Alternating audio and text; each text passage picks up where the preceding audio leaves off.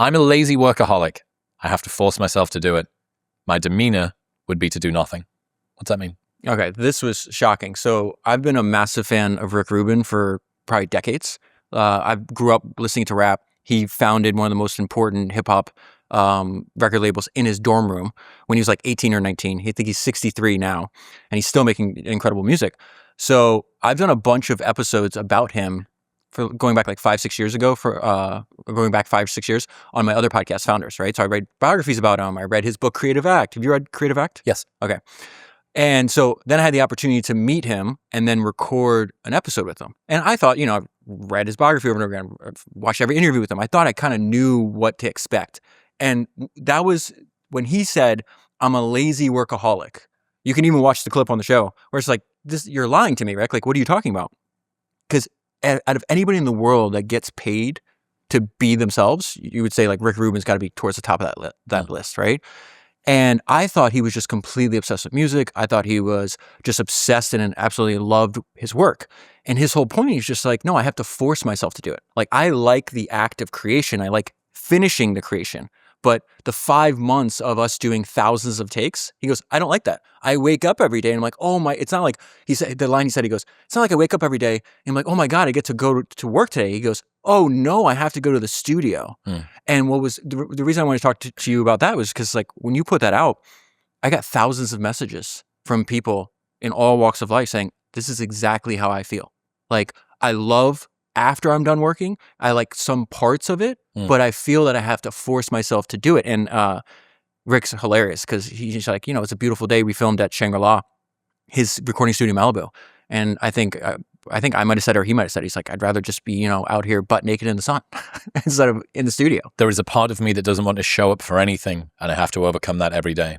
Yeah, that's a direct quote from him, which is, again, shocking considering, because, I understand if you're trying to do something, you do it for a year, maybe 5 years, maybe you can struggle through that for a few years. But this guy's been in the same industry, the same business, likely doing the same trade for 4 decades. And he says he's felt like that forever. He's like, now he just has a little bit more control over his life. He was telling me that like the first 25 years of his career, it was essentially 7 days a week, 16 hours a day in a dark recording studio. It's tough to do if it feels like a burden, if you have to make yourself do that and you've got this tiny bit of enjoyment at the end once you've shipped the product. Part of my heart sank a little because he is like somebody I admire and, somebody almost like a hero of mine. And I feel the opposite. Like, I wake up, and I was like, I cannot wait. Right now, the team, we took a 2-week break from the new show because the team was in Italy. One of the team members is getting married. And it was like close to depression. I was like, I miss not being able to podcast and have these conversations and like just do the things that I'm doing every day. So it's completely opposite. It's how I felt is how I thought Rick would have felt. So it was like very surprising. You see somebody that is literally the best in the world at what he does. Yep. He maintains a singular position and he's telling you, no, it's a fucking struggle for me too. What's driven him to keep going if he dislikes the process that much? He loves the magical act of creation. When something is not going well, and they're failing and they're failing and they're failing and they're experimenting and then they just do one little tweak. It's like, oh, now we got it. He's like, he says he's addicted to that moment of creation, of figuring it out. That's what he likes. High level problem solving. And basically the context window that Rick Rubin has is bigger than anybody else's for music.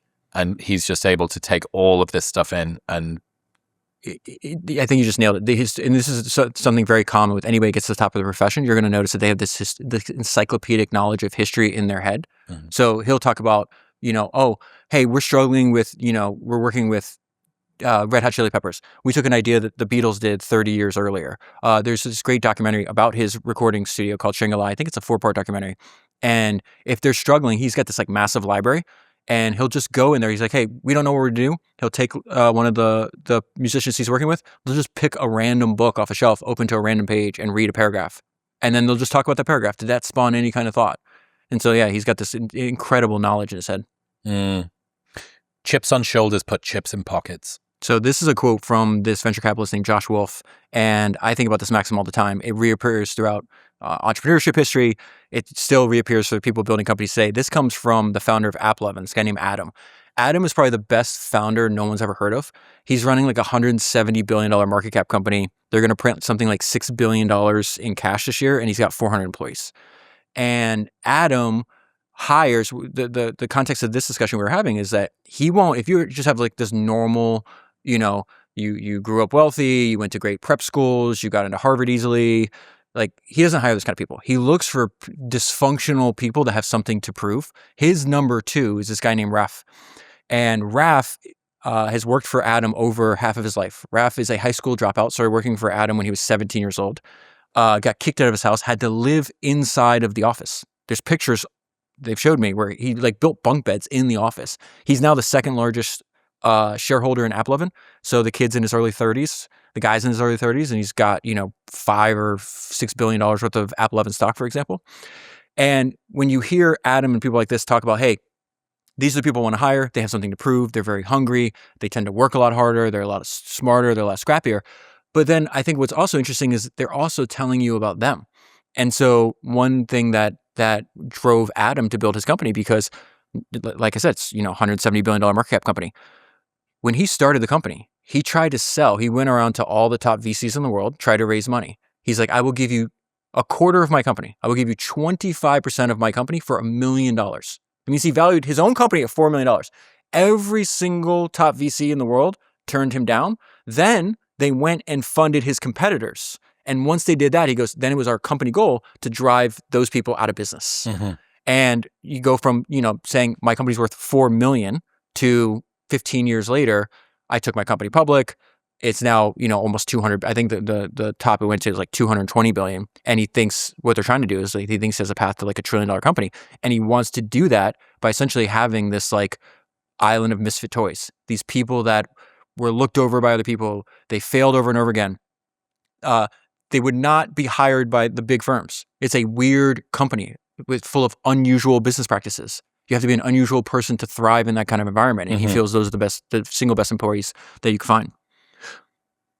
What is it that you think drives somebody to keep going through that situation with that chip on their shoulder? I mean, dude, me and you have hung out a bunch. We've had crazy conversations off, very personal conversations, some of which we should have recorded. We were talking before here. I mean, you have this. Yeah. Like, you grew up working class, this like random part of the world. I think I obviously have this too. I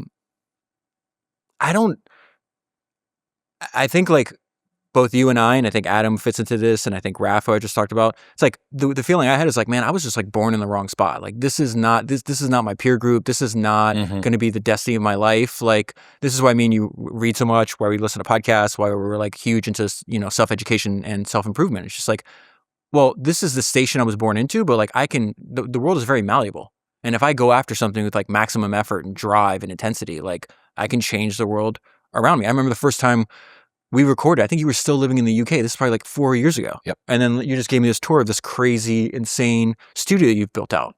It's like you did this exact thing yourself. It's like, I didn't like my life, so I'm going to use that chip on my shoulder as fuel to prove that I'm not subject to these circumstances. I can actually influence this. There's a Kanye West clip. Have you seen this before? It's him on The Breakfast Club talking about 2013 versus 2023. No, I'd love to see it though. Dude. It's not quite the edit that I wanted because a lot of the B-roll and stuff of all of the shit that he did, but this is fucking spectacular. The interview from me from 10 years ago, everybody says, I love that interview. People didn't love it back then though, because I was speaking to the future. I'm 10 years ahead mentally, and I'm trapped in today's time. And every now and then I crack you a smile for 2013, but I'm cracking you a frown for 2023. And I'm focused on what it's gonna be. Just mark my words, as I'm Kanye West, you've seen my execution. Did I not become the biggest rock star on the planet? Did I not influence all musicians? Did I not go and get the exact girl that I wanted? Did I not start my family? Did I not ruffle the feathers of 2 presidents? Did I not get a chance to work with my idol? Did I not make Louis Vuittons? Did people not line up at the Yeezy store? Did I not make the college dropout, late registration, graduation, 808s, Blueprint 1, Blueprint 3, Watch the Throne, Cruel Summer, and Yeezus, if you like it or not? I love that. It's funny you bring that up because have you seen the documentary on Netflix where this guy's poor? He's living in a shitty apartment in Newark, New Jersey at the time, and he has a filmmaker follow him around as he's trying to sell his beats in New York City. Have you seen this? Mm-hmm. It's in terms of the like biggest bet on himself. The hero's journey. In fact, I transcribed, I think, the first 2 episodes of that documentary. You could skip the 3rd episode. is like the perfect illustration of this idea like that we talked about last time I was on the show, belief comes before ability. Mhm. And you see like he's walking to the train and he's practicing his Grammy acceptance speech. He's never even rapped a bar. He does not have a single out. It was so good that I was transcribing those 2 episodes and I was going to make it into a Founders episode. And then he did that like huge anti-Semitic rant. I was like, oh, I'm just going to put this. We'll shelve that for a while. We'll wait till he comes back around. Yeah, you're right, dude. I mean, this is the topic that's probably the most likely thing that I write my book about will be the lonely chapter. And it's moving from a place where you don't belong to one where you feel like you do. And you're so developed that you no longer fit in with your old set of friends, but you're not yet sufficiently developed that you build the new ones. And you're stuck in this messy middle and you're thinking, well, the Rocky montage is 3.5 minutes in the movies, but it's been 4 years for me. And what the fuck's going on? You've got all of this doubt and it's tainted by uncertainty about what the future holds for you, and everybody that's around you doesn't understand what you're doing or doubts what you're doing or actively stops you from doing the thing that you're doing. And it's a selection criteria. Very few people are born into an environment that is supportive for rapid change and growth because people don't like that. It feels like chaos. It feels like uncertainty. And if you make a lot of changes, it throws into quite harsh contrast all of the ways that I'm not changing. If you grow a lot, that means that my lack of growth is potentially on me. It's the same reason that in the black pill and the incel community, ascending, as in being liked by women, is one of the you become outcast if that happens because you're not a true cell, you're a fake cell. One of the reasons for that is if you can get laid or if you can get a phone number from a girl, maybe I can too. And hope with disappointment is way more painful than apathy with acceptance. And chips on shoulders, put chips in pockets. Do you like, it's funny, you never know where you're going to resonate with.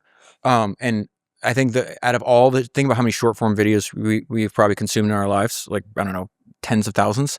And there's like this 1 minute, maybe 30-second clip of Shia LaBeouf. I don't even know I'm pronouncing his name, the actor, Shia, whatever his name is.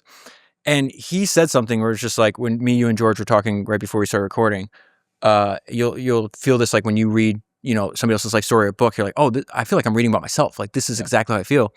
And he was talking about, he's another person that chips on shoulders, put chips in pockets. He was talking about, he's like, hey, I don't care what you think. He's like, because he goes, I grew up in an environment where there's like no support. So what the defense mechanism and the tool that he used was, he's like, I had to convince myself that my opinion about what I was doing in my life was the most important opinion. And he would cut everybody else out of his life that gave him like counter evidence that, hey, you're not going to make it as an actor. Go back and watch the documentary on Kanye. There's just like, there was nobody around him that he was not going to keep you in your life if you said, hey, just be a producer. That was a great Kanye clip that you played, one that I watch all the time. It's a minute long. It's called Kanye West Spazzing Out. This is before he put out his first album. And the clip starts, he's like hitting his hands. He goes, don't compare me to any other producer rapper. Because at the time, there was other people that started in production and then started rap. And he went over and over again. He goes, you understand, at one point, my beats were whack, dog. He goes, I taught myself how to make hot beats. This is his words now. He goes, and it's the same thing with rapping. He goes, I don't know how to rap. I'm going to teach myself how to do it. That growth mindset. And he goes, and the clip ends in the great saying goes, and I have a leg up because I hear my beats first. The mind is a powerful place, and what you feed it can affect you in a powerful way. Okay, so that is a line from another rapper, this guy named NF, who's one of my favorite rappers. And that reappears throughout not only the books I read, like all these books on history of entrepreneurs that I've read for my other podcasts, but when I start sitting down and talking to some of the best entrepreneurs in the world, like I do for the new show. This came from Toby Luque, founder of Shopify. And it was the most surprising conversation I may have ever had in my entire life. Okay? Because you go in, like, if you've never met somebody before, there's going to be some kind of like typecast, right? It's like you got this German engineer who built a $200 billion company and this one of the most successful technology platforms that ever been created. And he started by himself with a single laptop in his wife's childhood bedroom because he had no money. And they literally had to be supported by his wife's family at the time. And so you think this guy's German engineer, he's going to be super analytical. And then you talk to him and he's all about intuition and vibes, for lack of a better word.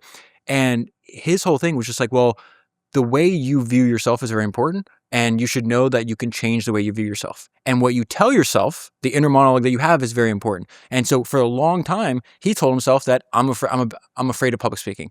I'm afraid of it. I'm bad at it. That's just who I am. And what he would do, again, this sounds like willy foo-foo nonsense, but it actually works. He's like, every day for 10 minutes, for I think a week or two or however long it took, he would sit there and write 100 times. I love public speaking. I love public speaking. There's nothing else to that. Just the same positive affirmation. And he was literally brainwashing himself to now he's phenomenal on podcasts. He can give a presentation in front of his thousands of employees. He can go on stage. He loves public speaking. He literally changed his brain. And so I think this is really important on not only like the people you keep around you. We just touched on it's like, dude, I don't have anybody in my life that's like pessimistic or negative. Like these kind of people, like they're cut out root and stem. My information diet is like I read old books and I talk to smart, interesting people. The way that I choose who I talk to is like the conversation we had. How do I feel after I just had an hour, 2 hour conversation with Chris? Fucking alive, excited. Like you had George's idea about sofa friends and treadmill friends. You should, repeat it though. Yeah. Just that after some people, you feel like you need to go and lie down on a sofa and stare at the ceiling for a while.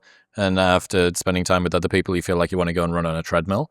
The post-content clarity or post-nut clarity, the equivalent of for after you watch a piece of content on the internet from a creator that keeps on popping up in your feed or that maybe you've subscribed to for a while or not so long of a while. How do you feel after that? Do you want to go outside and ring your mum? Do you feel like you can achieve more? Do you feel like the world is against you or for you? Are you bitter and looking for enemies, or are you positive sum and thinking about abundance? I think people are just way too cavalier on what they put in their minds. So like, I'm just going to sit down on X and the algorithm is going to push whatever it wants into my brain and I'm going to sit there and receive it. That's crazy to me. It's like you're influenced by everything. You should be very careful. The mind is a powerful place. What you feed it affects you in a powerful way. Yep. It's just like you don't put shit in your body if you care about your health and the way you look. Like, why wouldn't you do that same thing for your mind? Yeah, someone once described modern wisdom as spirulina for your soul in a sea of fast food for your amygdala. And I was like, yeah, that's quite nice. But okay, so this ties to, I think, a large theme of the discussion that we can have today and a lot of discussions we've had in the past. It's like, man, you get one life.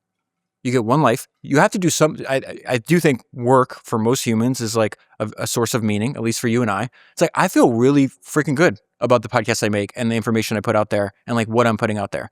And to play on this other end where it's just like, you're just like junk food for the mind. It's like, you this is your one shot at life and this is what you did. You have to feel good when you hear stuff like that. I really think if people could go to the end just for a moment, if they could speedrun 2 alternate universes forward, one where they did the equivalent of selling their soul and getting all of the success but not resonating with what it was that they did, or speedrunning it in a way that meant that the success came, but it came without effort and without personal sacrifice and without like investment of yourself.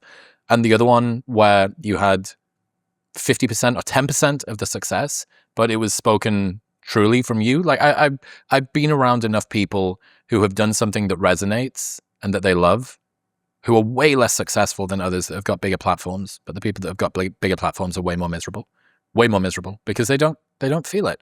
Like you don't want to achieve success. You want the feeling that being successful gives you. And you can get the first without getting the second if you're not careful. You can achieve success and not feel it, especially if you do something that you don't really care about. I would say though, like the benefit to tie this together is like the benefit of reading old books is like I just finished rereading this biography of Joseph Pulitzer from the Pulitzer Prize. And he built one of the most successful media businesses and he was doing it around this time of the Civil War. That's how he got to America. He was he was a Hungarian immigrant. By the time he's 17 years old, his father and 7 out of his 8 siblings have died and from like disease. And so he has to come fight in the Civil War because he has no money. And there was a bunch of wealthy American businessmen that were trying to seed the Union Army. And they figured, hey, we'll get a bunch of European men, say if we'll pay for your passage over here. And if you survive, you'll get X amount of money. You start a new life in America. That's how Pulitzer got to start. Now he built his media at the time he had 2 of the most successful newspapers in the world, including the most successful newspaper in the world. Now, the negative part of his and where he kind of laundered his reputation by seeding the Pulitzer Prize and the Pulitzer School of Journalism is that he also is credited with the invention of yellow journalism. All yellow journalism is like exactly what we see when we open up Instagram or X. It's just sensationalism, violence, sex, things that just for hundreds of years, thousands of years, have piqued human interest. So not that it's good for you, it's just that you're interested in it. It's compelling. So if you read this book, because I always get shit because people are always like, hey, like I don't know anything about current affairs. Like I don't pay attention to news. I don't read newspapers. I don't look at any of that stuff. And so I'll get a lot of stuff about this. And my thing is like, if you just read Joseph Pulitzer's biography and William Randolph Hearst, who copied his career off Pulitzer, like I did, and you'll see the connection. You'll be like, why am I doing this? Like do that first and then say, you should, redline this negative information about something's happening 3,000 miles away or 5,000 miles away over and over again for your brain. I've learned from over 1,000 podcast episodes that the easier you make your health routine, the more consistent you'll be. It's like golf, right? You want to keep it simple and not mix a bunch of pills. You want the eye of the tiger, not the DUI of the tiger. That's why I'm such a huge fan of AG1. One scoop contains 75 vitamins, minerals, probiotics, and whole food sourced ingredients in a single daily drink. And now they've taken it a step further with AG1 Next Gen, backed by 4 clinical trials. And in those trials, it was shown to fill common nutrient gaps, improve key nutrient levels in just 3 months, and increase healthy gut bacteria by 10 times, even in people who already eat well. Gone are the days of needing to buy a load of pills in the gym parking lot from some juiced bro in a Cybertruck. But if you're unsure about it, AG1's got a 90-day money-back guarantee, so you can try it every single day for 3 months, and if you do not like it, they will give you your money back. Right now, you can get a free AG1 welcome kit that includes a bottle of D3K2, an AG1 flavor sampler, and that 90-day money-back guarantee by going to the link in the description below, or heading to drinkag1.com/modernwisdom. Speaking of poor immigrants that come to the United States, do you know what that cigar is? No. Do you know where it's from? Cuba? It's the last factory that's still hand-rolling cigars in El Titan de Bronze, Calle Ocho, the Little Havana in Miami. Yeah. And that's the same street that your grandfather walked down Oh, that's funny. when he arrived in Miami with nothing. That's incredible. Yeah, that's incredible. There's I guess like, it goes back to chips on shoulders, pitch chips in pockets. It's like, I think I have like this weird interest, right? Like, this, I have basically 4 interests. It's history, podcasts, reading, and entrepreneurship. And the entrepreneurship thing is really, really important to me because, like you said, like my grandfather was a poor, uneducated person in Cuba. He was 38 years old. He had a newborn son, which is my father. He had 2 jobs. He was a butcher and he worked in a shoe factory. And Castro takes over. And somehow a man who had no education, did not speak English, and had no resources realized what was happening and realized, I have to get me and my family out of this country right away. And he comes to America. He's an immigrant to America. And rebuilds his life. Now, he made a bunch of bad decisions once he got here too that I've learned from and avoided. Like, I didn't ever go to prison like he went to prison. But that one decision, I'm always fascinated by this because like that one decision of a man that I don't remember meeting because he died when I was really, really young, so I have no memory of him. It's like literally changed the trajectory of my life. And one of the most important things about growing up in South Florida as the son of a Cuban immigrant is I would constantly, 9, 7, 10 years old, meet people that came over here on rafts. I was like, this is such a weird thing. It's like, that's a one-way trip. Where are the Americans going to the end of Miami Beach and putting their kid on a raft and hoping to get to Cuba? So I kind of inherently understood that I was born into a very special environment. No control of him. I didn't make that decision. His decision changed the trajectory of my life. And I do think one thing I'm trying to do with the new show is like, hey, I'm very pro-capitalistic. I'm against crony capitalism. I like people that build products and make other people's lives better and then spread those products and services to more people. And as a result, they can generate wealth for themselves, for their employees, for shareholders of public companies. Like John Mackey, founder of Whole Foods. I've spent a bunch of time with him. We become friends. He was one of my first guests on my new show. And his whole thing, he grew up he was a hitchhiking hippie dropping acid in Austin, where we are today, right? And he's just like, hey, I think that Safeway is poisoning us. I'm going to make a Whole Foods grocery store, right? And then do that for decades. Fast forward 2 decades of him just having that idea. It's like, I just want a place for people to shop to get healthy food. And as a result of the appreciation of his stock, he was telling stories on the podcast. He's like, these are normal people. They were stocking shelves. They were checking you out. They were bagging your groceries. And they got stock options. And because Whole Foods was successful and they played a role in that, they were able to send their kid to college. They never thought they'd be able to pay for college. They were able to buy a house. Those things should be celebrated. We should be given a platform for people to tell these freaking stories. Find a simple idea and take it seriously. Oh, God. So you even, I think, have made fun of me, that fact I won't stop talking with this guy named Todd Graves. Chicken guy. Okay. I have some hilarious stories. I don't even know if some of these I can't tell on the podcast because now me and Todd have become friends. So Todd Graves, I think the episode I did on him was like Todd Graves and his $20 billion chicken finger dream. So this is going to take a while, but this is worth it. So Todd Graves has this idea. His initial idea is, I'm going to remake what In-N-Out did for cheeseburgers, I'm going to do for chicken finger meals, right? He's like, I'm going to have a super simple menu. Like, you go to Raising Cane's, you have basically an option.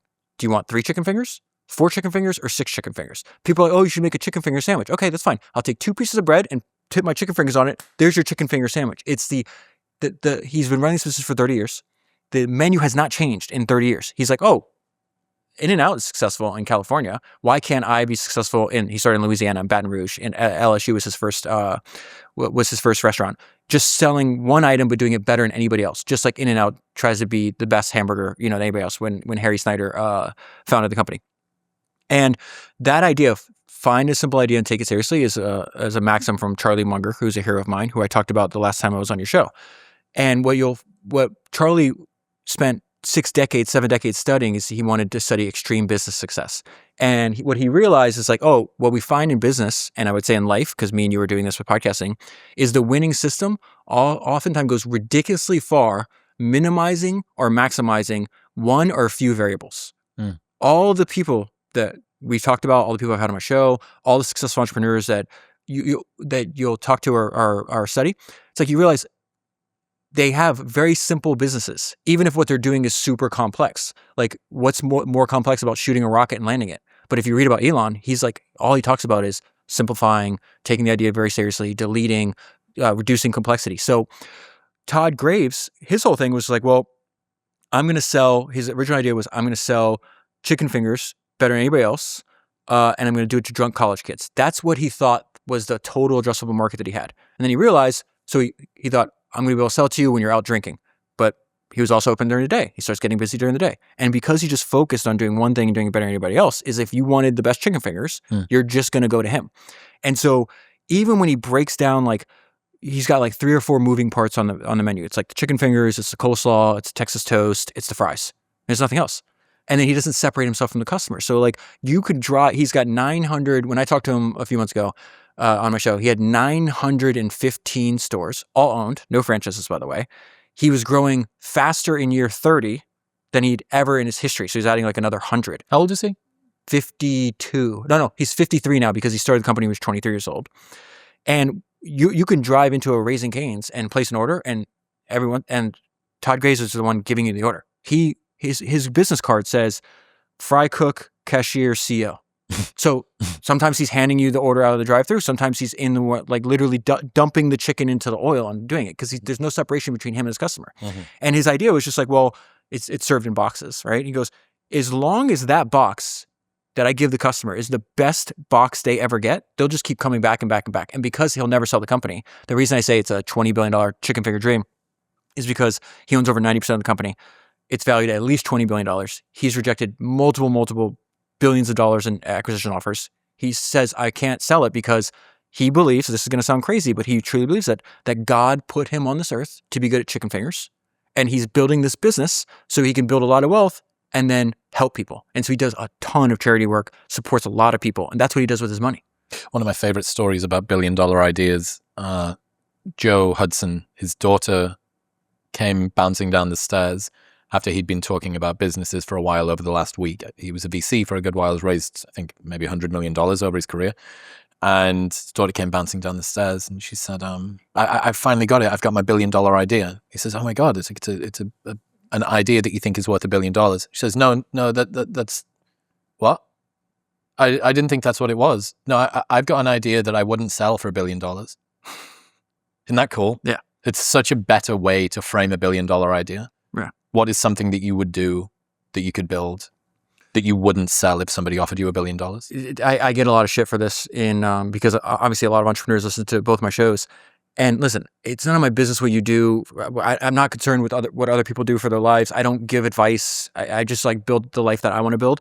But I'm not interested in like start, scale, sell. And in some cases, like I've had good friends of mine, so they know it's a joke. They'll call me like, hey, I sold my company. I'm like, oh, sorry to hear that. Because it's like the whole point, in my opinion, is like you want to get to your last company. You want to get to the idea that you want to, what did I say when I was on your show last time? That if you love what you do, your exit strategy should be death. Like, I just got done saying, I get sad when I don't podcast. It sounds fucking ridiculous to a lot of people, but like, I took 2 weeks off of not having these conversations. My life is deficient. Some people do grow. Some people have phases and periods. I loved running nightclubs for a while. Not going to love running nightclubs forever. And there was a time and a place for that to happen. Everybody goes through periods. Now, some people manage to land on the thing, which is an infinite game for them and also fits their personality across time as they age and mature and change. But I would say, and that's the key, all the experiences that you had, you couldn't, I think you use the word speed run all the time. You couldn't speed run that. You have to go. I was 32 years old before I found my path. It was another 5.5 years before it was able to pay my bills. Like some people, Kobe Bryant found it at 13. Could you imagine how crazy that is? Like finding your life's work that early.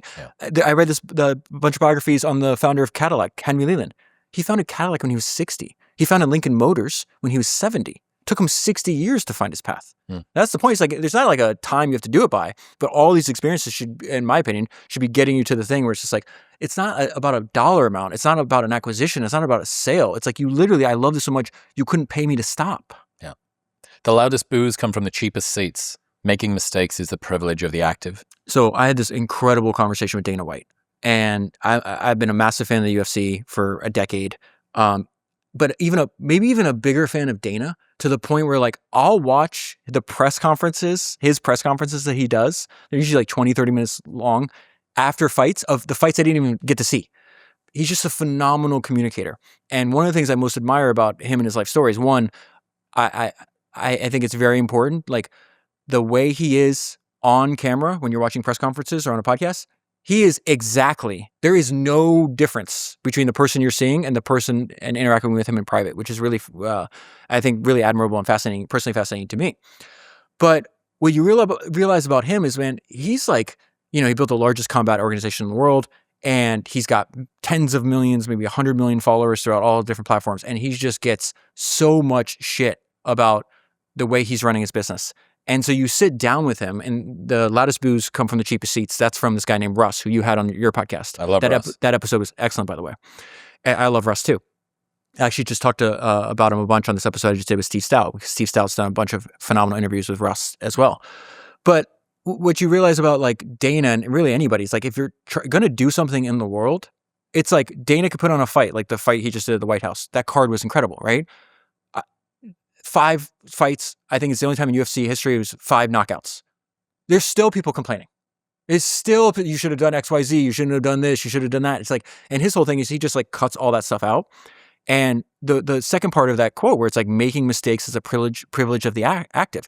He, on the episode and in other interviews, he'll talk over and over again. It's like, oh yeah, like I fucked that up, or I made this mistake. It's like, if you're going to do anything, it's reframing the mistake is not, oh, it's something to avoid. It's like, yeah, that means I'm trying. But it's very high trust. It's one of the best things that you can do as an employee. If you mess up, own it as quickly as possible. Yeah, I fucked it. It's when someone starts to hedge and cajole. Even when Dana got pinned for that situation with him and his wife in the nightclub, immediately he just took it on the chin.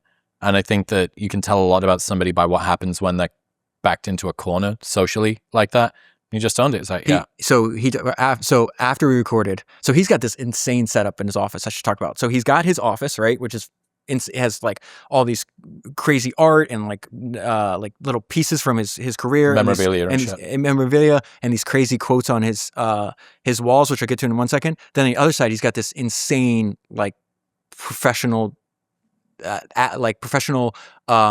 sports team level gym that only he and his friends work out in. And then the other side we record, he's got a bar because he loves smoking cigars, drinking whiskey, and then he has entrepreneurs come in every day. I think he took I forgot what the number, like over 100 meetings, maybe 200 meetings last year of entrepreneurs coming in, and he loves entrepreneurship more than he loves fighting. Yep. And he just like gives them advice. Sometimes he does investments. He just like wants to bullshit and like hang out with people building companies. He's just like obsessed with that.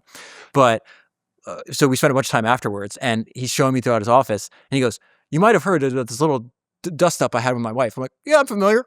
And so he goes, "After that happened, I put that on the wall. And right when you're walking out of his office, it says, may God have mercy on my enemies, because we won't, or I won't." So, there's a clip that I've just sent to Jared. It's my favorite Dana clip. You can bet against me. Bet against me. Tell me it's not going to happen. Tell me it's going to fail.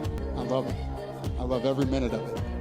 Okay, so there's a reason on me and you were talking about the episode I did with Dana before this, and I kept bringing up Todd Grace because like when I sit across from somebody, I have this thing where it's like natural pattern matching. So like Dana's talking, I'm like, oh, that's kind of like Rockefeller did or Henry Ford did or like, and I kept getting Todd Grace vibes because Todd Grace said the exact same thing where he's just like, I need people to tell me that I'm going to fail. And he's like, I just use it as fuel and energy. That I love people telling me that I can't do like what I want to do. And Dana's the same way. Dana has another great quote that I was watching when I was prepping for the episode where he's just like, he goes, I'm the world's best friend. And if you want to be friends, we can do that. But if you want to be enemies, I can do that too. Wow. Fuck, that's good. Yeah. He's really, really good. I told him, I was like, listen, I'm just going to, if it's cool with you, I'm going to drop in with this film crew every like 6 months because I could talk to him an hour over and over again. The guy never runs out of stories. The funniest thing that's ever been said on my podcast came from Dana White. It really pisses him off because if you think about how much struggle went into building UFC into what it is today, it's like they bought it out of almost bankruptcy for $2 million. They dumped another $40 million into it. This goes back to what we were just talking about. Like, you love it so much that they couldn't pay you to stop. They lost money for like 7 years. He wasn't making any money. And he tells this great story of his partner, one of the Fertitta brothers, is the first year they get into the black, means they're making profit. They're writing out like all the revenue on the board. And Dana's like, what does that say? And he goes, it says you're going to make $1 million this year. It's like, wow, that's incredible. Dana's a multi-billionaire now, like multi-billionaire now. But he was just happy just to make $1 million after 7 years of failing. He's like, if I just do that, I could do this forever. Mm-hmm. Before we continue, most people in their 30s are still training hard. Their protein is dialed in. They sleep better than they did in their 20s. Discipline is not the issue, but recovery feels somewhat different. Strength gains take a little longer. The margin for error starts to shrink. And that is why I'm such a huge fan of Timeline. You see, mitochondria are the energy producers inside of your muscle cells. As they weaken with age, your ability to generate power and recover effectively changes, even if your habits stay strong. MitoPure from Timeline contains the only clinically validated form of urethylene A used in human trials. It promotes mitophagy, which is your body's natural process for clearing out damaged mitochondria and renewing healthy ones. In studies, this supported mitochondrial function and muscle strength in older adults. It's not about pushing harder, it's about actually supporting the cellular machinery underneath your training. If you care about staying strong into your 30s, 40s, and 50s and beyond, this is foundational. Best of all, there is a 30-day money-back guarantee plus free shipping in the US, and they ship internationally. And right now, you can get up to 20% off by going to the link in the description below or heading to timeline.com/modernwisdom and using the code modernwisdom at checkout. That's timeline.com/modernwisdom. And Modern Wisdom at checkout. Successful people listen. Those that don't listen don't last long. Okay, so this is shocking because if people know, that's a quote from Michael Jordan. So if you've ever seen The Last Dance, people think, oh, Michael's this like tyrant. He's this dictator. He thinks he knows better than anybody else. And there's this great book called Michael Jordan, The Life. It's like 700 pages long. It's by this guy named Roland Lasley. And I've read that book twice. It fundamentally changed my life. And in that I found that quote in that book. And what you realize, like, no, Michael's a sponge. And all he wants is useful information that's going to help him accomplish his goals. And so a lot of this applies to business. It was like, I went to Ed Catmull's house to record a podcast. Ed Catmull's the founder of Pixar, right? They invented the first computer animated film. They make some of the best films for families and for kids and for even adults that watch it. And he worked with Steve Jobs longer than anybody else. He worked with Steve for 24 consecutive years.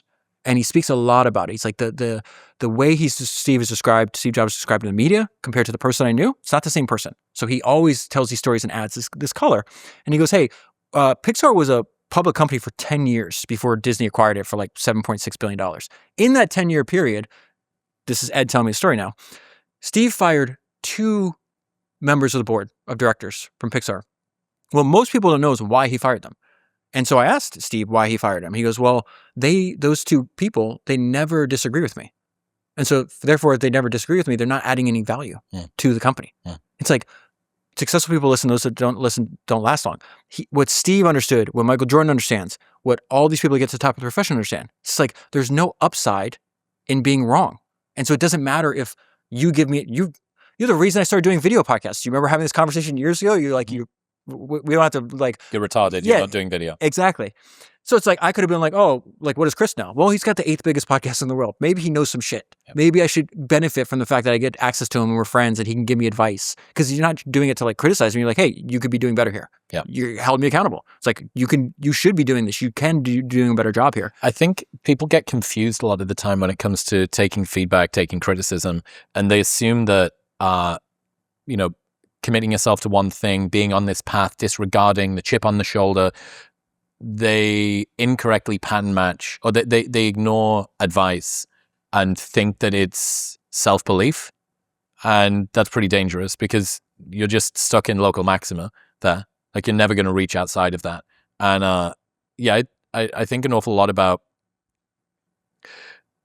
looking for humans who are able to update their worldview, like strong opinions loosely held, as opposed to loose opinions strongly held, which is what most people have. They haven't really arrived there with conviction and vigor. They've just kind of tumbled backward. They've sliding, not deciding, into whatever their worldview is. There's actually an interesting story in one of these books I read where Charlie Munger, when he was trying to convince you of something, he would first state the best counter argument. And would that tell Jews after, he's very verbose and he would talk for probably like 30, 40 minutes before he's going to let you talk. I had dinner with him and I'd say he spoke 99% of the time, which is good. He has all the information. What the hell am I going to say? But what I thought was interesting is like, what does that imply? It means he thought about this so much that he could start with the best counter argument and then essentially rebut that counter argument and say why he believes something different. And I think that's like an excessively valuable skill. I've never even heard of anybody else doing that. Mm-hmm. Wise people don't solve problems, they avoid them. No, wisdom is prevention. That is so that's a Munger quote. Wisdom is prevention. And he had this is the experience of when I went and had dinner with him. And what you realize is like, if you live long enough, I think he has another quote where he's like, if you live long enough, bad shit's going to happen to you. It's like inevitable. And you read his early life and it's like, he had the worst possible thing that could happen. He was going through a divorce. His 9-year-old son had leukemia before it was curable. And so his 9-year-old son's like literally wasting away. And he has to like watch his son die slowly. And he would leave the hospital and like walk around the streets of Pasadena just crying his eyes out. He's like probably 35, maybe 38 years old when this is happening. And yet you spend time when you realize like he is just like nothing can face him. He's like, problems are inevitable. And his whole thing was like, well, you're not smart because you solve problems. You're smart or you're wise because you avoid them. And so the advice that he gave us was like, if you just focus on being around really, really great people, like a handful of really great friends, you don't need many. There's probably a limit to how many you could have, maybe 4 or 5, really like people you're going to do life with for your entire life. They love you. They're high quality people. They're not shitty people. He has this other side of this is another Charlie Munger quote. He says, most people are rat poison. He's like, there's a lot of just evil and low quality people out there. You should avoid them. So you build relationships with great people that you love and you can do life with, and then you find great work. And once you find the great work, you stay in that great work. You don't jump around. Like you do that for the rest of your life. And by surrounding yourself with great people and having work that you feel is great and beneficial to the world, that eliminates most of the problems that are under your control. And then life will still throw up problems that are outside of your control. Your kid gets sick, you get cancer, whatever the case is. But the smart thing is not to solve the problems. The smart thing is to prevent them from occurring ever. Yeah, there's an insight that it's far easier to date somebody who compensates for your shortcomings than it is to fix them. That you are the sort of person that likes to go to bed early and you've decided to get into a relationship with someone that wants to go out partying until 3 a.m. Maybe your 9 p.m. bedtime is a personal failing because you feel like you need to have more control over your life than you actually do. Maybe it would be beneficial for you to work through that in some way and loosen up and you could go to bed at 11 o'clock or 12 o'clock or something like that. Or you could just get into a relationship with somebody who compensates for your shortcomings. And is like, actually, do you know what it is? I'm not going to make you feel insecure about that thing. I want to go to bed at 9 o'clock too. So many of the situations that we end up having we have basically a frustration budget in life every single day. And it gets sapped out of you by all of the different interactions. Let's say you're going to dinner and your friend that you're hanging out with is just like really annoying. And every single time you go for dinner, you're super annoyed by them. And then the next morning you wake up and you've got to deal with some real things at work that you can't get away from or that's part of a mission. You're like, I have less in the tank to be able to deal with this issue because of the situation I went through last night, or because of the fact I had to stay up till 3 a.m. because the girl wanted to go and watch some fucking DJ in some nightclub or whatever, and now I'm tired and I didn't even want to go, but I did it because, I'm going to compromise. It's really important to compromise. Wisdom is prevention. Just avoiding problems altogether where you can. Like, problems are inevitable and they're going to come and smash you in the face.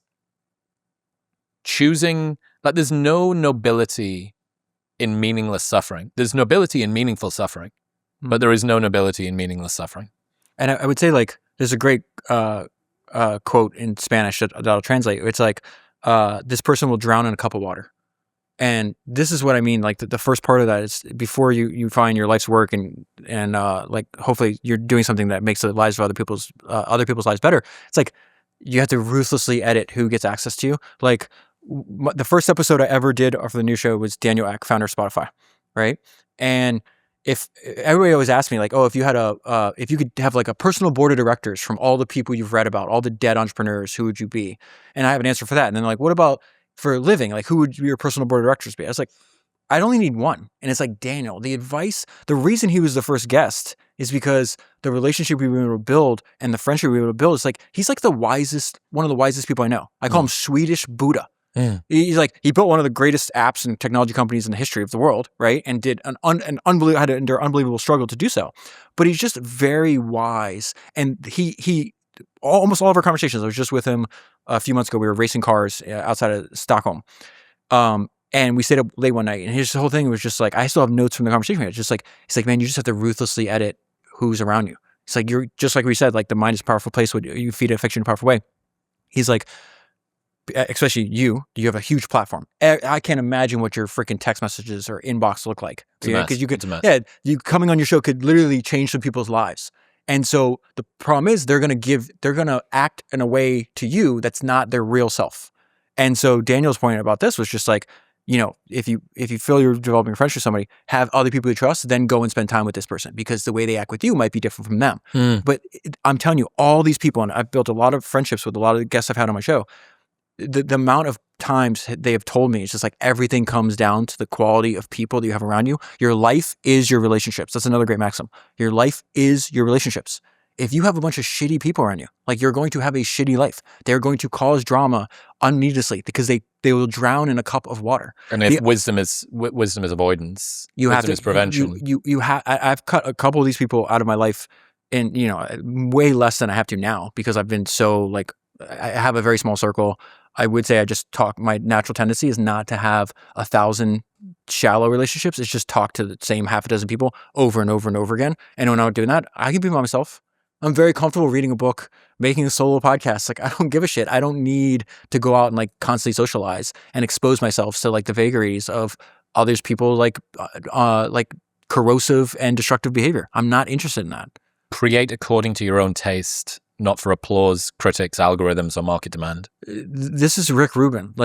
You and I, we just talked about this. We just both read his book, Creative Act. And towards the end of that book, he has this thing called the House on the Mountain test. And here's the great thing about reading books about people and then getting to talk to them. You get to go deeper. And I want to tell you a story about James Dyson. We can get there in a little bit. I think it's really important about this. But what Rick Rubin's point was just your North Star in whatever you're doing. The metaphor he uses, he goes, let's say you bought a house, it's on a mountain. It's so remote, no one is ever going to see it but you. He goes, do not put in your best effort to decorate it and to design it just like you would want it done. You're the only person that's ever going to see it. No one's ever going to visit. What do you do? And the answer to that question, that is your revealed preference. That is what you actually want to do. And so when you look at Rick Rubin's career, what does he do? He just makes the music that he wants to listen to. He says over and over again, don't think about the audience. Don't think about the customer. Don't think about the end user. You're probably not unique. Me and him talked about this. You're not that unique. So if Rick Rubin likes this song by Johnny Cash that with a guitar and just, and just this guy's voice, what's the chance that he's the only person in the world that likes that? Probably 10 million people that like the same kind of music Rick Rubin likes. Just like me and you, we talked about this before we started recording. We make the podcasts that we want to listen to. We both are obsessed with podcasts. They've made our lives benefit. They've benefited our lives immensely. I've learned more from reading and podcasts than I ever did in school. I'm just making the stuff that I'd want to listen to. I listen to them before they come out. Could you imagine Like your life is making a podcast and you have to listen to it before it goes out and you don't like it, doesn't make any sense. So I think that the idea of like the metaphor of you're designing a house on a mountain, no one else is going to see it. You should design your life that way too. There's parts of your life that you share with other people, but there's huge swaths of it that only you know. You should design those parts of your life same exact way as the parts that other people see. A rule of thumb for anybody that makes things on the internet: would you consume your own content? If not, don't post it. I was with you one time and you asked somebody and there was a 30-second pause. Yeah. And after 30 seconds of going, you know the answer. wow. I'm like, dude, if it takes more than 5 seconds, the answer's fucking no. Yeah. Raid your own life. Create a grand theft life. Okay, so you told me before, I missed this episode of yours, but you just did this like round table. What do you call these round table episodes? Rabbit hole. Rabbit Hole with Tim Urban. Yep. Tim Urban, like, I don't know, 10 years ago, wrote this crazy essay on Elon and SpaceX and Tesla. Mm-hmm. He kind of predicted a lot of the shit that occurred in the last decade. And he had this thing called Grand Theft Life. And what he realized about Elon was like his ability to step outside of himself. So me and you are going through life all the time. And we're kind of like, right now I'm looking at you. Mm-hmm. My view is a lot better than yours is, right? Like you're a lot more handsome than I am. But like, this is my experience. And you kind of get like siloed into like, I'm just experiencing it as it happens, right? And this started because Toby Luque, I'll go back to Elon in 1 second. I sat down with Toby Luque, founder of Shopify, which again is probably my favorite conversation that I've had on the podcast so far. And he has this idea. Again, when he says this, he's running a $200 billion company. And he goes, I like to take the view that I'm a corporate raider. I did not start Shopify. I do not run Shopify. I have now extracted it from the owners, and now I'm the new owner. And the previous management was crazy. And then I go through and look at every single other thing that I would change. Why do you need to step aside? Because like if you're just going through your day-to-day, there's so many problems he's not seeing. You have to step back. In Tim Urban's Grand Theft Life essay that he was writing on Elon, it's like you see that Elon does that. Me and you were talking about this before, where it's like, okay, if you look at yourself as if you're playing Grand Theft Auto, like your character, you play Grand Theft Auto. My character needs money, so my character goes and does jobs. Now he has more money. My character is stamina. He's running from the cops. He needs better cardio, so I take him to the gym. You just literally say, like from the outside, me and you. I hope you don't cut this from the podcast. We were in Hawaii together, and we had many, many late night conversations about issues with women that me and you were both having, that I swear to God, if there was just a casual observer, right, just listening, they were just like, Chris, David, these are simple solutions. You just can't see them because we were in a like I could see what was wrong with yours and you could see what was wrong with mine. So this idea of just stepping out your side, and I love the idea that, again, putting it into entrepreneurial terms, it's like some guy is now taking over my business or taking over my life. What would he change? Yes. You need a pause. And you need to step back and go through this like right now. George has got this idea where he talks about, imagine that there was an evil version of you, a man with a mustache. What would he do to beat you? What would another version of you with the mustache do to beat you? Or that question of, if you had 10 times the agency, what would you do? But with that situation, it's like, you know where your biggest shortcomings lie. Like, there's going to be this person. Okay, they would be way more decisive. They would need less certainty in order to reach conviction, because I know that I spend too much time vacillating and flip-flopping back and forth, and I don't commit so quickly. And I know that the version of me with the mustache, he would arrive at the outcome way quicker because he wouldn't be doing the flip-flopping. Or he would be more cutthroat when it comes to not giving people third and fourth and sixth and seventh chances, because I keep doing that and it keeps on burning me. That's what he would do. And you just go, okay, just do that. What would your answer to that for your own life be right now? The decisiveness thing, I think, is probably a not far off. My required level of certainty in order to make big decisions, it's quite a high bar, and that's led to me making very few mistakes. Like, I haven't made every business that I've started has succeeded. Almost all of the projects that I get involved in are very good, but it also, if you're not failing, it's probably an indication that you're not moving quickly enough, because you could move the headroom for moving more quickly is probably still quite high, and you would still end up with a pretty good hit rate. So something like that. How about you? I think, especially the last year, the biggest mistake, you get distracted, especially because like there was like a slow build to Founders Podcast. It never it's like I was like a frog in boiling water because it took 5.5 years to break through. Another like it was like 8 before it was like any substantial thing. Like 3.5, 4 for us. Yeah, so like that was great. It was actually like in hindsight, I wouldn't change anything because it's just like, oh, I'm still the same person. I don't feel any different. Yeah, where the new one, because I had an existing audience and it kind of like. So it was like disorienting how fast my life changed. And then it goes back to Daniel Ek and why he'd be like my, my sole person on a living board of directors is he's just like, just stay away from the circus. That's the advice that he would give me over and over again. So the evil version of you that's trying to beat you with a mustache would just get less distracted. He'd be more simple. And this is what I've gone back to doing, where Daniel's advice is just like, we just had this phenomenal dinner in New York. And then he was driving me to a friend's house.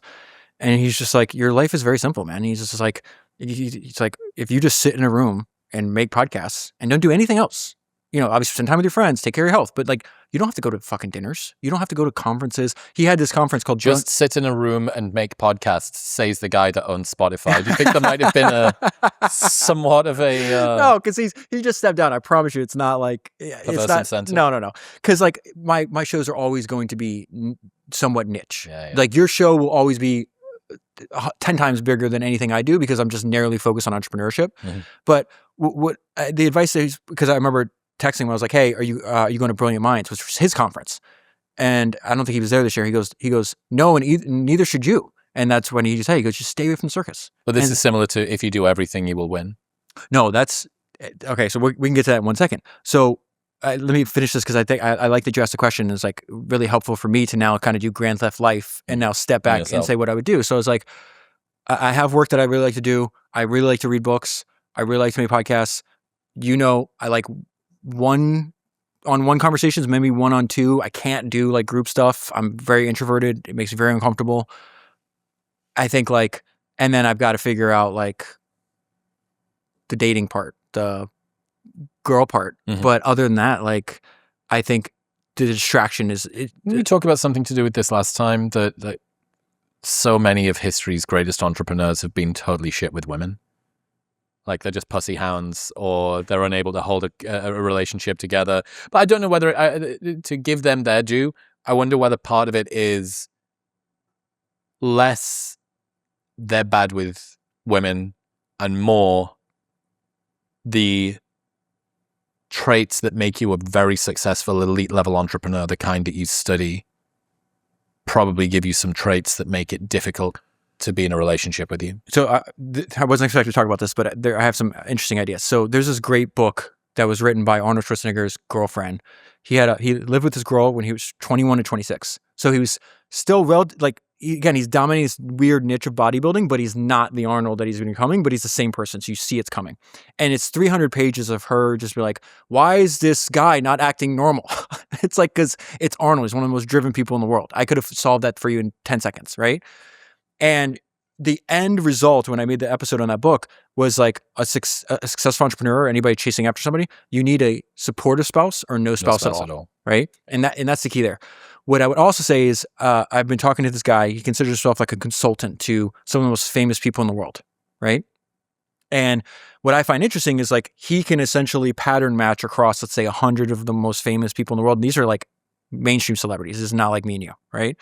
And he talked about, and some of these people also happen to be captains of industry because Elon's one of the most famous people on the planet. He's not one of his people he talks to, and he goes, the problem that these people have is when you're really successful like that, you have an expansive personality. That's the word that he used, expansive personality, which means the more you succeed, the more you want to succeed. Mm-hmm. Napoleon said this in French, and you could translates into appetite comes with eating.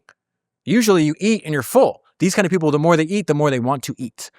So his point is like these people also have usually bad relationships because there's a ton of infidelity, right? Because it's just like they're expansive and in every element of their life, they're increasing their skills. Maybe their movie's getting bigger. Maybe their business is getting bigger, they're expanding. But in this very narrow but very important part of your life which is like your romantic side, you're expected to not have those same personality traits. Now, I don't have that issue. Can stay with one person at a time.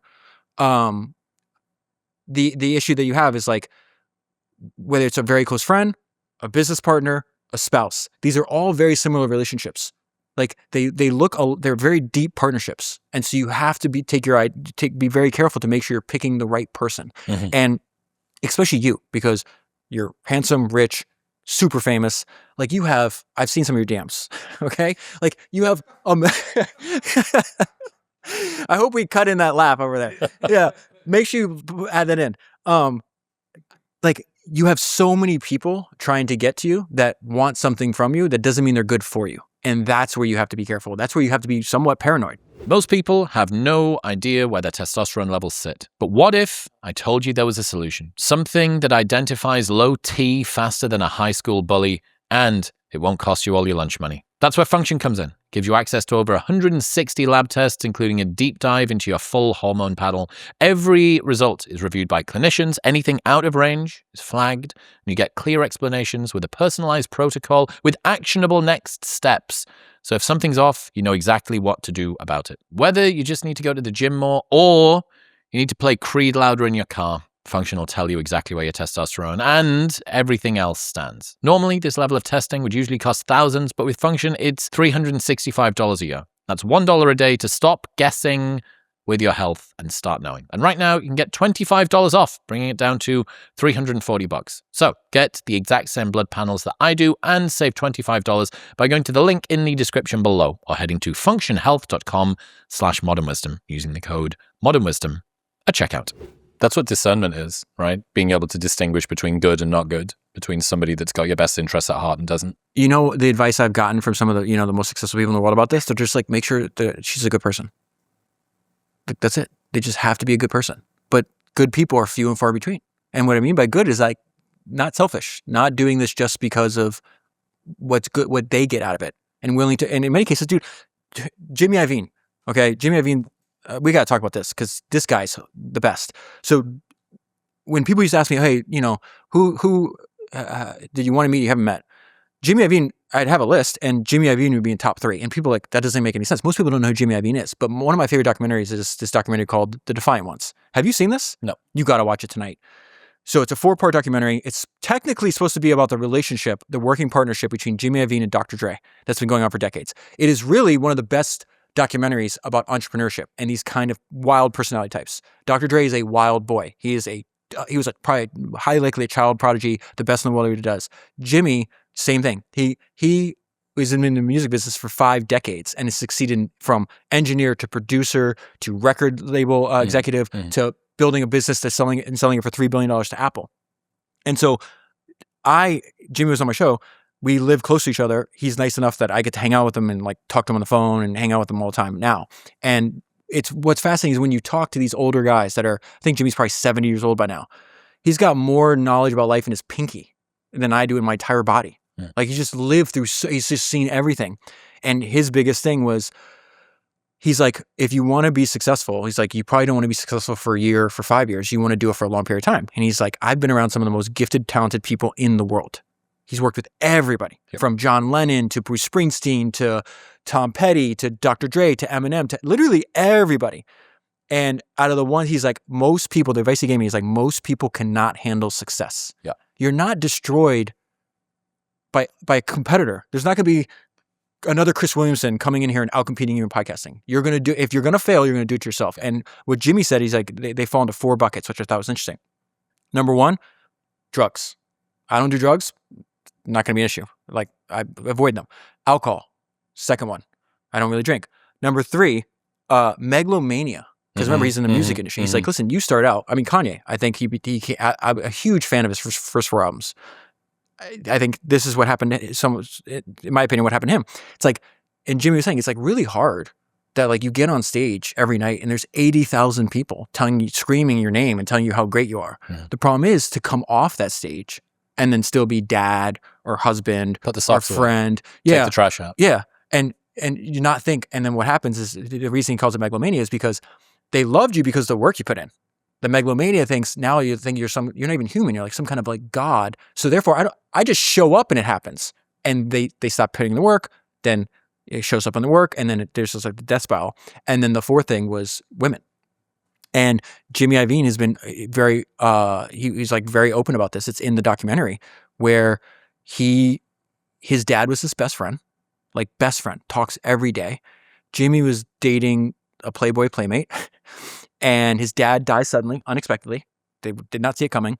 And right after his dad died, he decided to get married. And he says in the documentary, we've talked in longer detail privately, but it's just like, I married the wrong person. He's very beneficial of how all the kids, and he's got a great relationship with his adult kids. Now he talks to his kids every single day. But he's just like that. The wrong woman in your life, the wrong man in a woman's life can literally destroy you. And so I think this is like, we should have an entire podcast next time we come here where we just talk about the stuff we've talked about privately. Yeah, fuck me. But it's a very hard part of your life, because I do consider it almost like a drug. Like, these people don't start out, hey, I'm going to get addicted to pills or heroin or alcohol, and they're smart and successful. It's arrogant to think that it wouldn't happen to us. So that's why I think it's so important to like talk about it. Agreed. Yeah, I had this line from earlier this year: what you are praised for in public, you will pay for in private. And a lot of the time, the single-mindedness, the resilience, the motivation, the permanent growth mindset, the attention to detail, the unwillingness to compromise, the hypervigilance, the anxiety, dedication, all of these things. In the business world, it's called reliability, consistency, non-quitness. Fantastic in the boardroom, can often make you a forgotten person around your kitchen table. I had Andy Stumpf, Navy SEAL, on the podcast, and he said, I built my entire identity around being a guy that doesn't quit. So that made me an amazing SEAL team member.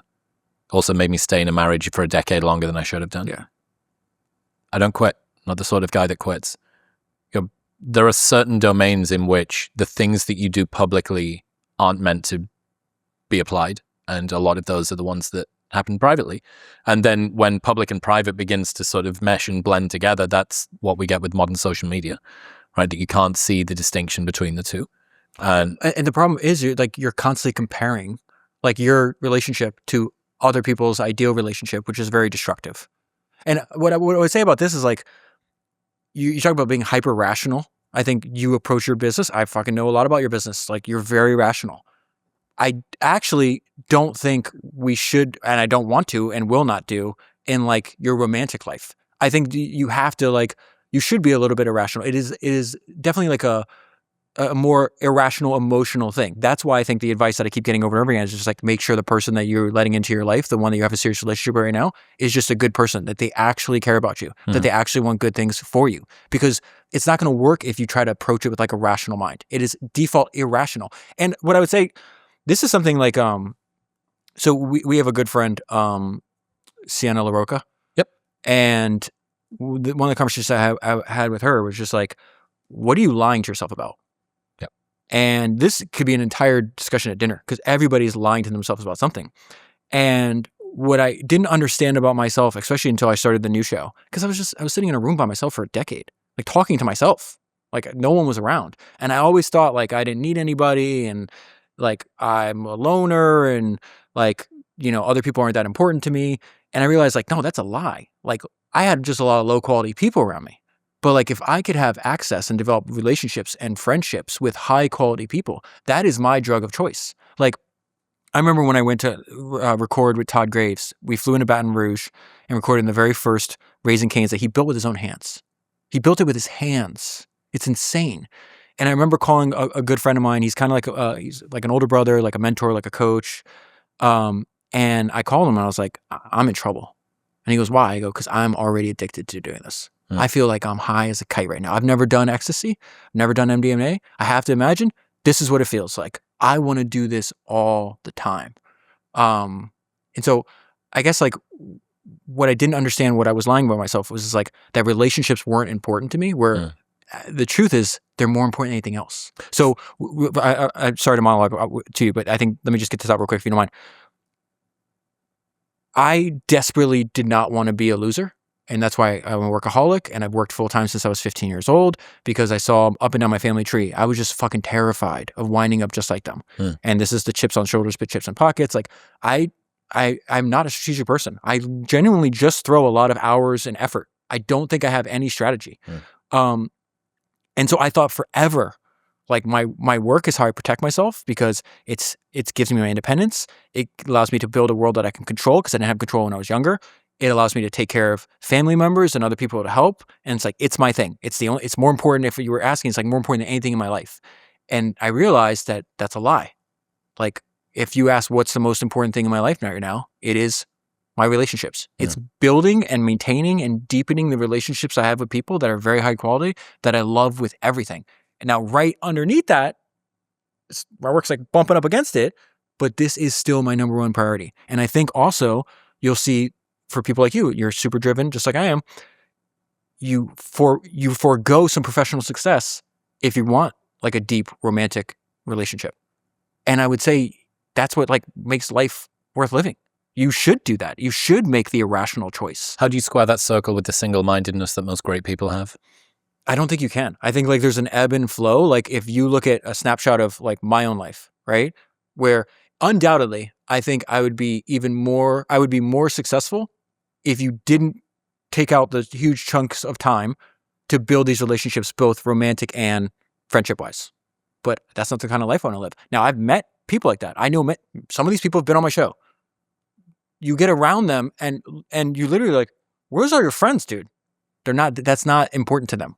That's not what they're going for. They're playing a different game. What I'm saying is like, that's not for me. Like I'm not saying a balanced life, because I'm definitely not balanced, but like relationships are more important than my work. That's just how I feel. Far fewer people than think it are introverts. Like, you're probably not an introvert. Your friends just suck. That's a great way to think about it. And if you had better friends, you'd want to hang around them. There's like, everybody has been at a dinner table and adored the conversation and not wanted it to end. Yeah. Okay, well, what happened there? Did you change for the evening? No, I was just around people that resonate. I was around people who I usually don't resonate with, but for some reason they were really on form that night. Well, you can just get friends that are kind of on form all the time. And you can also hang around with people who are never on form. I've had friends of mine tell me this. It goes back to what we were saying, the mind is a powerful place, which you feed it affects you in a powerful way. They're like, man, you got to be real careful about the way you describe yourself. And I think around this, I kept saying I'm introverted. I'm like, I want to be alone, all this other stuff. And you're like, that's not how you are. To your point, I think it's more of like an energy thing. Like the conversations we have, I leave George Mac's treadmill. Yep. If you put me in a big party with a bunch of strangers, I'm like, there's no energy and I got to run away. So it's more like, am I getting energy from this, or am I very uncomfortable and is it draining my energy? If you go to sleep on a win, you'll wake up with a loss. So this is actually a Conor McGregor quote that he said, I'm pretty sure it's in the documentary called The Notorious, which again, he did the whole Kanye thing where it's like poor kid in Ireland. He's like in collections, not paying his credit card bill. I think he's working part-time as a plumber. And somehow he had the foresight to have a camera crew follow him around, document his life, because he was just so convinced that he was going to be the champion one day. He's going to be one of the most successful professional fighters of all time. And it's interesting that some of these people don't take their own advice, because they get to Daniel X's point, they entertain the circus. They go to the events. They start buying, loving the material rewards, the drugs, the women, all the stuff that comes with, success. And one of my personal heroes is a guy named James Dyson. One of the best days of my life happened, I think it was last, maybe October, maybe November, in New York City. I got to spend a few hours with James Dyson. I did an episode with him. And the reason this was so important for me, people are like, the vacuum cleaner guy? Like, what the hell are you talking about? It's like, no. Out of every single biography and autobiography I've ever read in my life, and I think as of today, it's like 425 or something like that, because it correlates with the Founders episodes I've done. If you only read one book, it'd be his first autobiography, which is called Against the Odds, an autobiography by James Dyson. Because it's not about, today, you fast forward, he's 78 years old. He owns 100% of one of the most successful private companies in the world. He wouldn't sell it. I had a friend that tried to buy it. He guessed, my friend that tried to buy it, that if James would sell, it'd fetch between 60 to 80 billion. James has no outside shareholders. That's 100% of it. My friend put a flyer out to him saying, we want to buy your company. He paraphrased the response that came back from Dyson, which was, fuck you, this is a family heirloom. It's not about the money. He's an engineer. He's a designer. He's obsessed with the work that he's doing. So that book is not about this. It's not the 78-year-old James Dyson. It is the Dyson in his 30s and mid 40s that is just failing for a decade and a half over and over and over again. 5,126 failed prototypes. The 5,127th one is the one that worked. It's the James Dyson that's going to bed because he's working in a carriage house, which I guess is like a garage in England. What is a carriage house? No idea. Yeah, Never heard that. I had to look it up. Well, I thought it's in the UK, so I figured you know. So it's like a detached little workshop outside of your main house. I think it's in Bath, England, where he is, where he's failing all day long. Walks inside, passes his kids, gets into bed, cries himself to sleep. Then his kid is 4, sees him failing. His kid is 7, dad's still failing. His kid is a teenager, dad is still a failure. And so the reason this was so important to me is because I knew I wanted a podcast. I knew I loved it more than anything else. I have this irrational love of podcasting that people make fun of me for, and I'm fine with. But I was having no success. It was not that like I wasn't making any money. It was costing me money to do this. My savings went down every month, and I, for some reason, wouldn't quit. And one of the reasons I don't think I quit is because episode 25, the very first time I read James Dyson's book, is I read this book, and I'm like, well, this guy struggled for 14 years. Like, I can give it a go for a year. Wound up being 5.5. I didn't think it'd take that long. But like, just knowing that story and rereading that book over and over and over again, I was able to relate to him. I was like, he didn't give up. Why do I have to give up? Like, do you know how good you're going to feel if you get to the other side of this? And I did have a lot of faith that I would get to the other side of it. And so when you meet James Dyson, though, like I read his first autobiography at least 5 times. I've read the highlights from that book hundreds of times. This is not a joke. I'm not exaggerating. I read his second biography, which he wrote when he was in his 70s, twice. He wrote an encyclopedia when he was like 45 or 50 about, he's obsessed with inventions. It's called A History of Great Inventions. It literally, like somebody printed out a Wikipedia page of like 200 inventions with hand-scrawled notes. There's a picture of me and James going through the book, me showing him, like me annotating every single thing. And so be able to sit with him, I thought I understood him completely. And there was still, this is why it's so powerful to be able to talk to these people. First of all, he sits across from you and you realize that he's he's not a absentee executive. He does the work. He's on the manufacturing line. He's in the engineering meetings. He's in the design meetings. So you sit across from him. He's a very thin guy. His fingers are probably twice as wide as mine are. Why? Because he's been working with his hands. It's like, if you look at your biceps, like how many curls did you do to get those biceps? How many, like him tinkering with his hands he's got massive fingers. They don't fit the rest of his body because it's like a lifetime of tinkering. It's incredible. But then the reason I say if you go to sleep on a win, you wake up with a loss is like most people that have success, then they're like, I fucking made it. Look at me. I'm the best. And they forget it's the work that got them there, not them. It's tied to the megalomania thing. Where Dyson's not like that at all. I didn't understand his organizing principle. And so this is what he said. He said, okay, I pick up a product, right? I look at it. I think about, how can I make it better? I make it better. I put it back down. Short while later, pick it back up. How can I make it better? I make it a little bit better. Put it back down. And he went through this over and over again. I think he used a coffee cup in the episode. It's been 6 months, so I don't remember. And he goes, and I just did that for 45 years and never stopped. That's the anecdote. I don't know if that's the right word, to going to sleep on a win. He never slept on a win because he likes the activity itself. He has an engineering mind.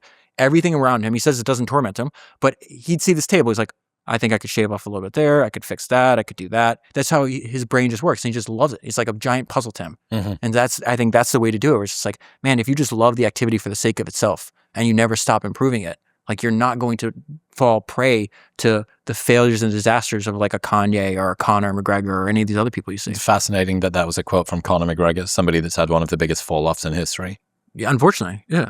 Did you know your gut controls your energy, your recovery, how well you absorb everything that you eat, and the one nutrient that keeps it all running properly is fiber? Well, it turns out that 95% of Americans don't get enough of it, which is why I'm such a huge fan of Momentus's Fiber Plus. Most fiber supplements are a one-trick pony, one type of fiber solving one part of the problem. Fiber Plus is a 3-in-1 formula built to tackle digestion, gut barrier strength, and blood sugar stability all at once. I use this every single day. It is kind of hard to get enough fiber just through food alone. And best of all, Momentus offers a 30-day money-back guarantee. So you can buy it, Try it every single day for 29 days, and if you don't love it, they will just give you your money back. Plus, they ship internationally. Right now, you can get up to 35% off your first subscription and that 30-day money-back guarantee by going to the link in the description below or heading to livemomentous.com/modernwisdom and using the code modernwisdom at checkout.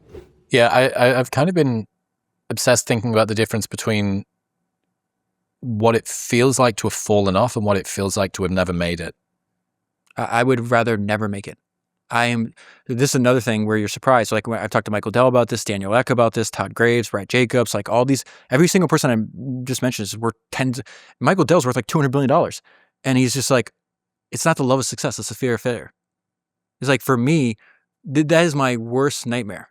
That like, I do mean that. Like I would rather never make it than make it, right? And then lose it.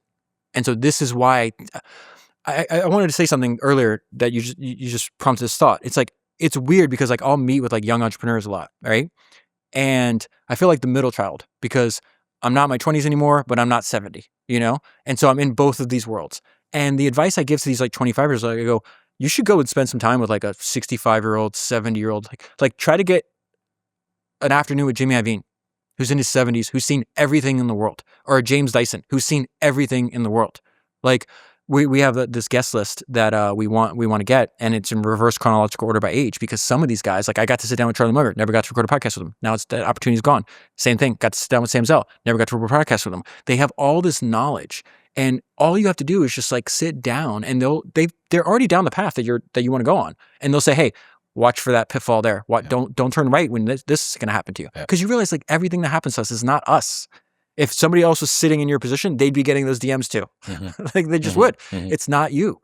It's the position that you're holding. And I think it's like super important.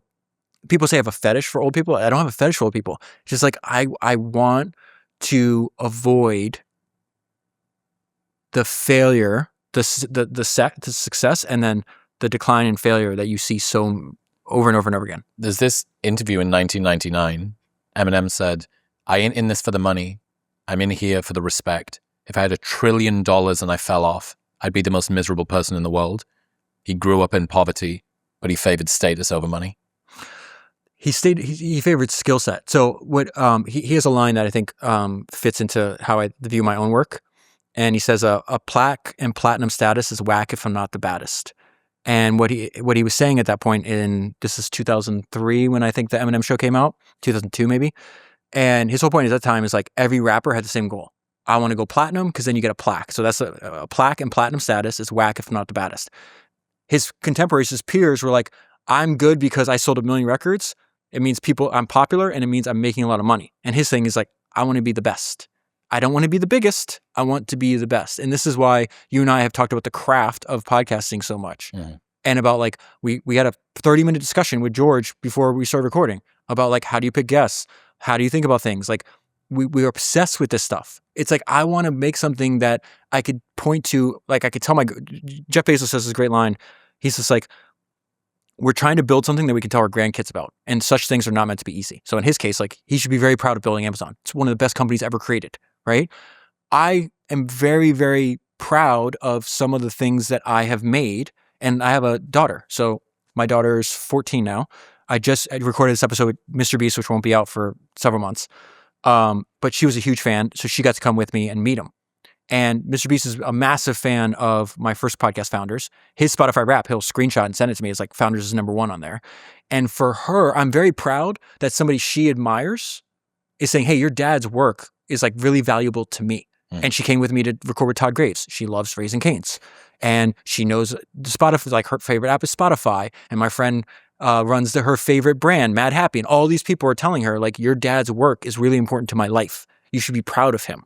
That's worth more than money. It's worth more than $1 million or $10 million that you'd get if you sold 10 million or 1 million records. I do think it's more addicting, and it's certainly more fulfilling to be admired by people that you admire. And it's one thing to just seek status. It's another thing to seek money. But to seek status and respect in the eyes of people who you have judged to be worthy of admiration. Inside and out, I would say outside your industry for sure.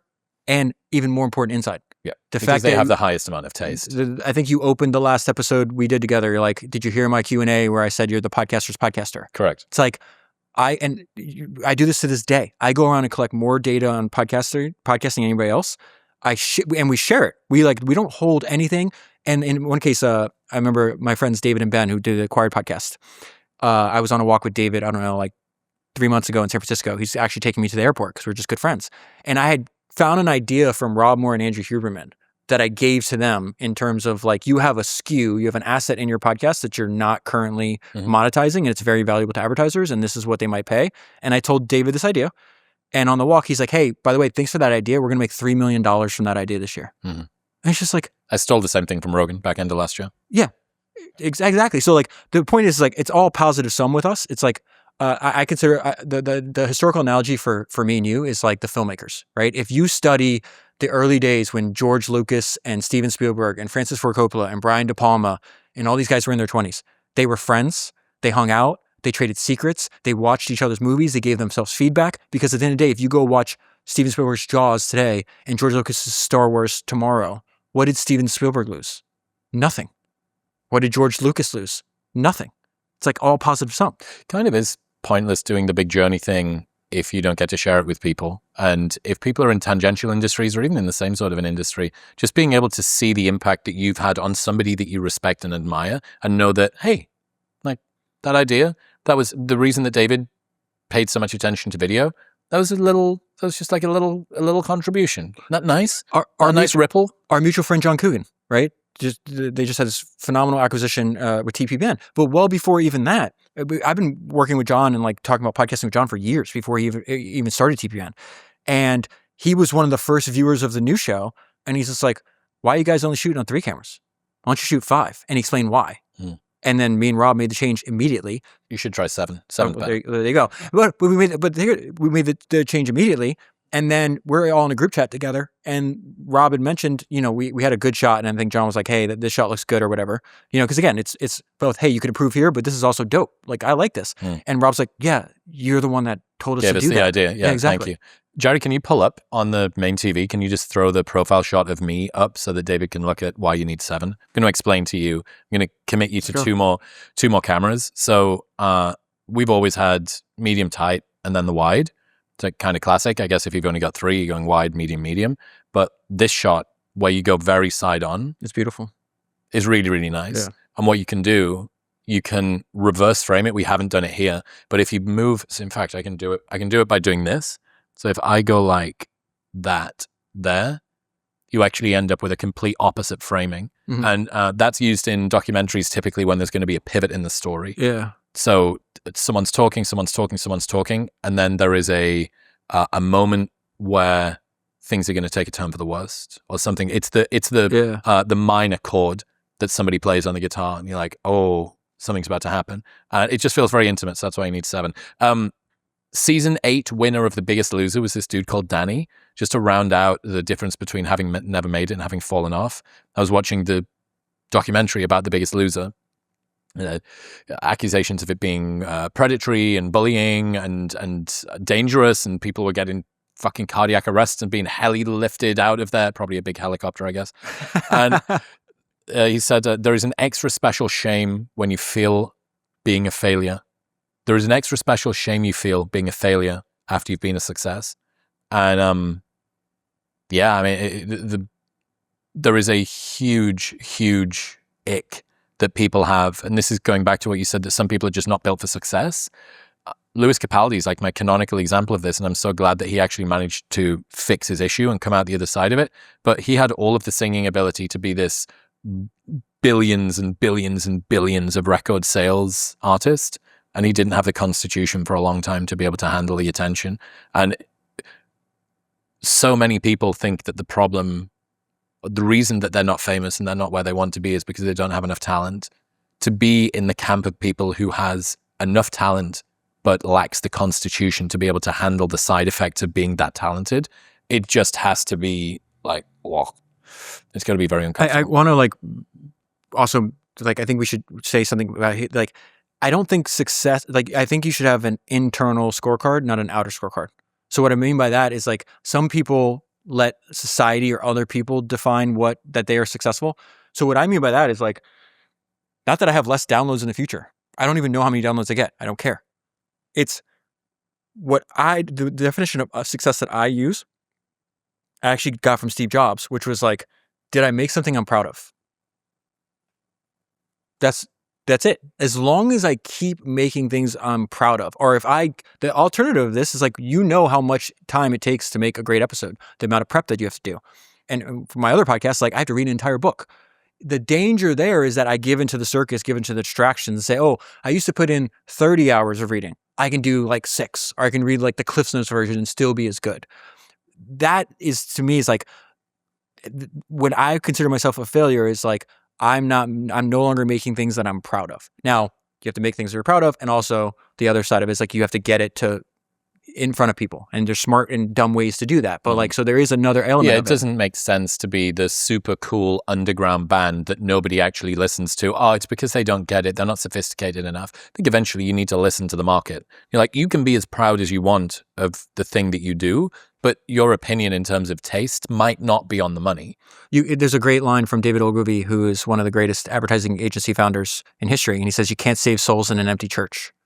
And if you feel that modern wisdom is good for people, then you have a moral obligation to get it to as many people as possible. If you truly believe that, which I think you do. I truly believe that people that are interested in building a business, creating a product, changing their lives in some manner, which is what the word entrepreneurship, it's French for has ideas. Entrepreneur has ideas and does them. So that's why I consider a podcaster an entrepreneur, a filmmaker an entrepreneur, a person building Amazon entrepreneur. It's all the same thing to me. An athlete, an entrepreneur. It's just somebody has an idea that they want to see take shape and actually exist in the world. And so I would say, like, if you believe that the work that you're doing is good for the world, then I would consider a moral obligation to get it to as many people as possible. David Senra, ladies and gentlemen. Dude, you rule. I appreciate the heck out of you. Where should people go to keep up to date with everything you do? Just search David Senra in whatever podcast player or YouTube that you're listening, and subscribe and listen. Join us. The podcast, this podcast, and listen to Founders as well. All right. Goodbye, Thanks, my beauties. Bye. Dude. Yes. Yes. We did it again. So good. Thank you very much for tuning in. If you enjoyed that episode, another one that I know you love, it's just here.